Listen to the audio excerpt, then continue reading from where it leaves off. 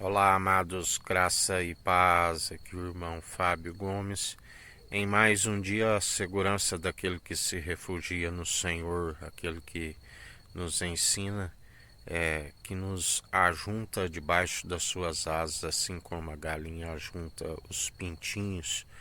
Ele é aquele que, assim como o Deus Altíssimo o guardou à sombra do Onipotente, assim ele faz com aqueles que o Pai lhe der, assim ele diz e nos garante, porque aquele que o Pai me der, nenhum de vós se perderá, porque seu espírito é pronto e experimentado em toda boa obra, a estar sempre nos mantendo na perseverança uma alma ancorada onde a esperança, a alegria do Espírito, o nome escrito no livro da vida, aqueles que dia após dia estão na retidão, na integridade, na sinceridade, no temor, que é o princípio da sabedoria, ainda que se alcance o amor verdadeiro que lançou fora todo o medo, se mantém no temor, a fim de não retroceder, porque ele nos ensina: minha alma não tem prazer naqueles que retrocedem.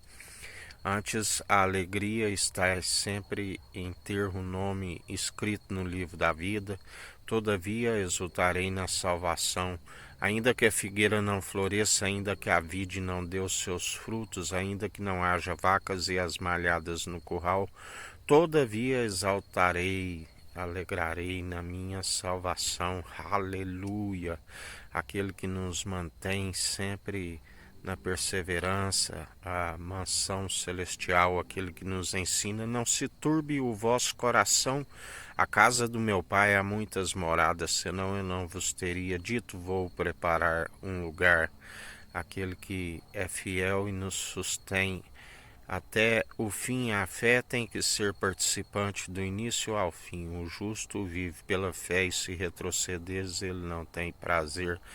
Por isso ele nos ensina, sendo o alfa, o ômega, aquele que se cumpriu nos mínimos detalhes e nos torna cumpridores, e não permite com que venhamos desfalecer na fé, uma vez que seu Espírito está sempre exercitando as boas obras e aperfeiçoando a nossa fé, o autor e consumador da nossa fé. Porque procurais entre os mortos aquele que vive, que reina, que governa, está no centro do trono, de pé como quem pisa uva nos lagares, aquele que é o grande eu sou. Antes que houvesse dia eu sou, não há quem possa escapar das minhas mãos, operando eu, quem impedirá?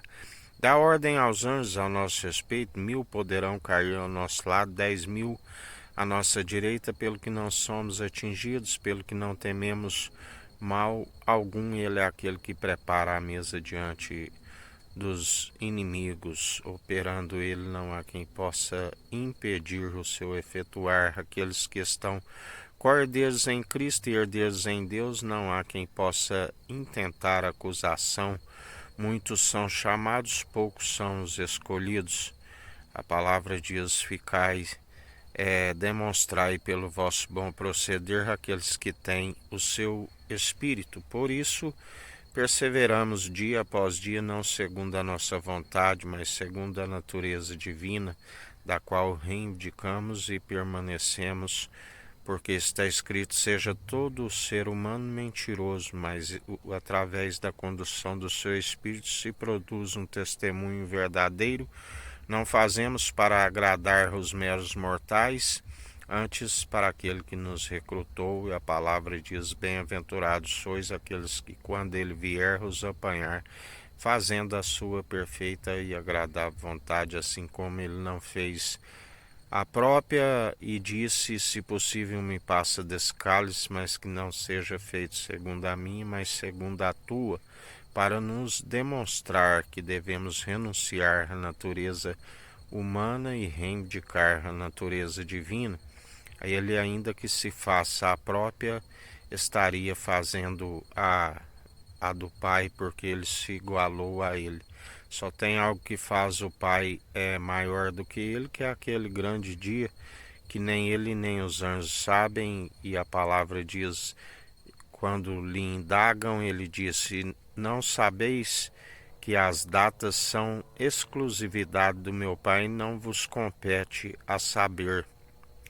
Assim, ele nos ensina que antes daquele grande dia, a ceifa final, haveria a separação do joio e do trigo, quando o trigo amadurecesse e o joio amarrado em feixes, e o trigo sendo juntado em seu celeiro. Aquele que nos ensina: nenhum de vós se perderá que o Pai me der, porque seu Espírito é pronto e experimentado para nos manter até o fim, a fim de guardar a fé e encerrar as obras de justiça que haveremos de prestar conta no tribunal, aonde fé e obras de justiça caminham lado a lado, pois ninguém pode dizer que um tem a fé e o outro as obras. Me mostra suas obras sem fé, que lhe mostrarei as minhas obras através da fé.